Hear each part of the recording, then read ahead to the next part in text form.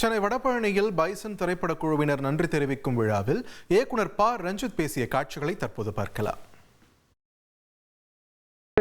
நான் சினிமாவுக்கு வரத்துக்கு முன்னாடி என்னுடைய லைஃப்பை நான் பேசி படமாக எடுத்து இங்கே ஜெயிக்க முடியுமா அப்படின்றது கொஞ்சம் ஒரு சின்ன ஒரு யோசனை இங்கே இருக்க தான் செஞ்சது, எனக்கு இருக்க தான் செஞ்சது. பட் ஆனால் துணிஞ்சி படம் எடுத்துகிட்டு பார்த்துடலான்னு சொல்லிட்டு தான் நான் இண்டஸ்ட்ரிக்கே வந்தேன் நான்.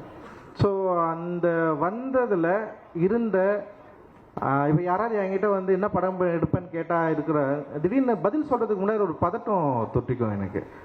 இதை பற்றி இவங்ககிட்ட பேசலாமா, இவங்க என்ன நினைப்பாங்க, இதை பாசிட்டிவாக எடுத்துப்பாங்களா, இல்லை இதை எப்படி இதை உணர்வாங்க, நான் படம் தான் எடுக்க போகிறேன், தப்பான வேலை செய்ய போகிறதில்ல.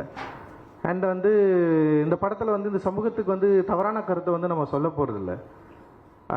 இந்த சமூகத்தில் இருக்கிற ஒரு 75 ஆண்டுகள சினிமா வரலாற்றில் பேசப்படாத மக்களை பற்றி பேச போகிறோம்.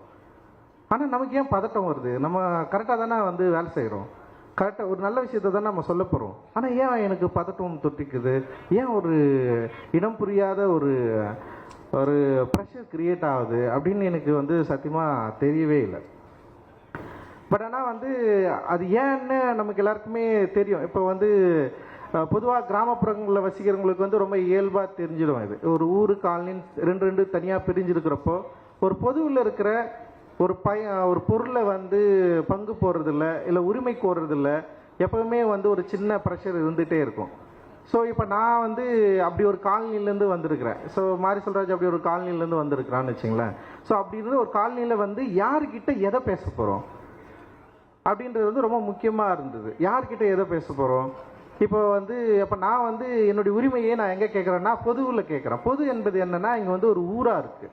ஊரில் பல தரப்பட்ட சாதிகள் வசிக்கிற ஒரு பகுதியாக இருக்குது.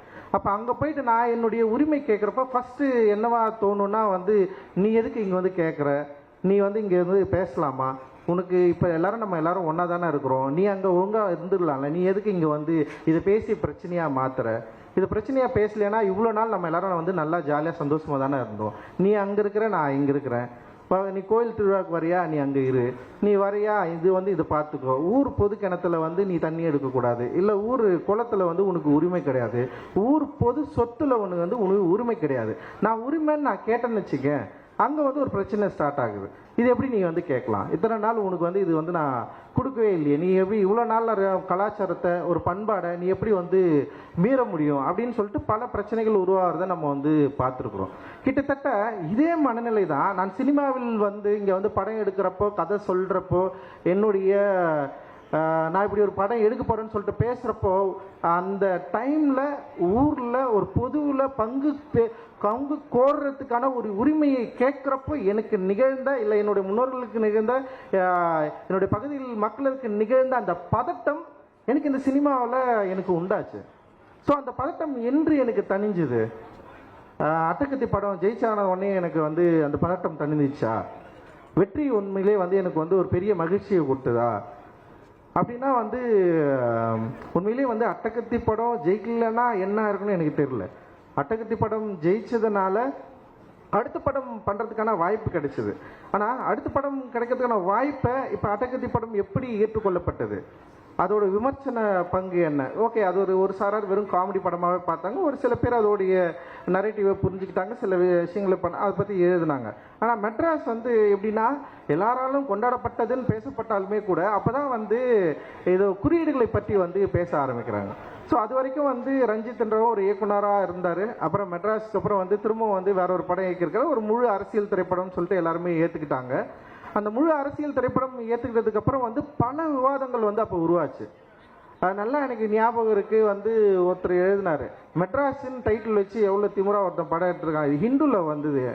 எனக்கு நல்லா ஞாபகம் இருக்குது, எப்படி இந்த படத்தை விட்டாங்க வெளியே. இதே பாம்பேயில் போயிட்டு பாம்பேன்னு சொல்லிட்டு படம் எடுத்தால் அங்கே இருக்கிற எல்லாம் அடிச்சு காலி பண்ணியிருப்பாங்க, ஓட விட்டுருக்க மாட்டாங்க. ஆனால் இவங்க பாரு மெட்ராஸ்னு ஒரு படம் எடுக்கிறான்னு சொன்னாங்க. எனக்கு ரொம்ப புதுசாக இருந்தது, இப்படி ஒரு நெரேட்டிவ் எப்படி உங்களால் உருவாக்க முடிஞ்சது. அப்போ அப்போதான் என்னென்னா ஓகே இதில் இந்த குறியீடில் இதை பயன்படுத்தியிருக்காங்கன்னு சொல்லிட்டு எனக்கு எதிர்மறை விமர்சனங்கள் நிறைய வர ஆரம்பிச்சது. அண்ட் வந்து கபாலி வந்தது உடனே வந்து அது பிளாஸ்ட் ஆயிடுச்சு, வெடிச்சு செதறிச்சு அப்படியே. அதில் வந்து ஒரு படம், ஒரு இயக்குனர் ஒரு நடிகரை வச்சு சூப்பர் ஸ்டார் வச்சு படம் எடுத்திருக்காரு. ஆனால் மெட்ராஸ்ன்னு ஒரு படம் நான் பண்ணலன்னா சூப்பர் ஸ்டார் ரஜினிகாந்த் எனக்கு அந்த படத்தை வாய்ப்பு கொடுத்துருப்பாரா? ஆனால் ஒவ்வொரு முறையும் வந்து விமர்சனம் வரப்போ வந்து உனக்கெல்லாம் ரஜினி வாய்ப்பு கொடுத்தாரு பத்தியா, ரஜினிகாந்தை வச்சு நீ வந்து எப்படி இந்த டைலாக்கை பேசலாம், எந்த டைலாக்கை பேசலாம்? அவ்வளவு மோசமாக பயங்கர பிளாஸ்டாக வந்து வெடித்த உடனே வந்து நான் என்ன பண்ணுறதுன்னு எனக்கு தெரியல. நான் அப்போ வந்து மெட்ராஸ் கொண்டாடுற மாதிரி வந்து கபாலியை வந்து இவங்க உண்மையிலேயே வந்து கபாலியோடைய வெற்றி அப்படின்றது வந்து தயாரிப்பாளர் தானுக்கு தெரியும். மற்ற படங்களை கூட ஃபர்ஸ்ட் வந்து படம் ரிலீஸ் ஆகிறதுக்கு முன்னாடி 100 கோடி ரூபாய் லாபம் ஈட்டின படம் வந்து கபாலி.